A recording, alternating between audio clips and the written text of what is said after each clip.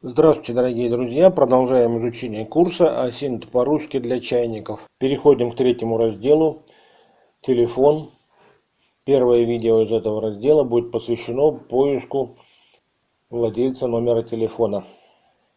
Поводом для этого видео послужило сообщение Google Alert с упоминанием никнейма моего сайта «Поиск быстро». Пришло сообщение, что поиск быстро упоминается в интернете на сайте creationsite.ru.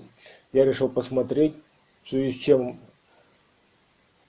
он упоминается, обнаружил размещение своего контента на постороннем сайте. Вы видите мое видео 5-летней давности, короткое, но почему-то оно размещено на сайте. В разделе видео нет моих видео, в статьях на сайте вообще ничего нет. Попытался узнать, кто является владельцем сайта. Для этого копируется адрес сайта, и через сервис who.is выяснилось, что владельцем сайта является частное лицо. Сайт создан недавно, 9 января 2021 года. Вот вы видите, частное лицо. И больше ничего на этом сервисе узнать не удалось.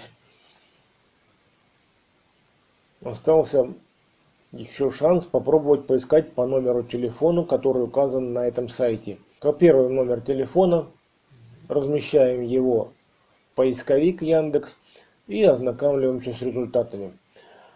И вот один из результатов показывает, что этот номер телефона указан в аккаунте ВКонтакте Павла Дубровина, создателя и продвигателя сайта. Изучаем другие результаты. Выясняется, что этот же номер телефона якобы принадлежит Павлу Дешкину. Нажимаем на ссылку, приходим на тот же аккаунт ВКонтакте.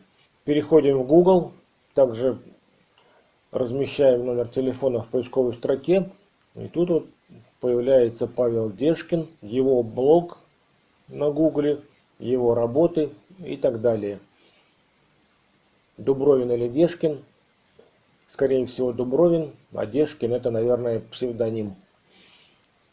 Еще видим ссылку на веб-студию i4web, где указан этот номер телефона и указан адрес, где эта студия находится. Ореховый бульвар, дом 37. Итак, вы видите, что при поиске нельзя пренебрегать самым простым способом, размещением номера телефона в поисковиках. Результаты бывают иногда и положительные. В следующем видео вы познакомитесь с сервисом для обнаружения неизвестных номеров телефонов. Большое спасибо за внимание. До новых встреч.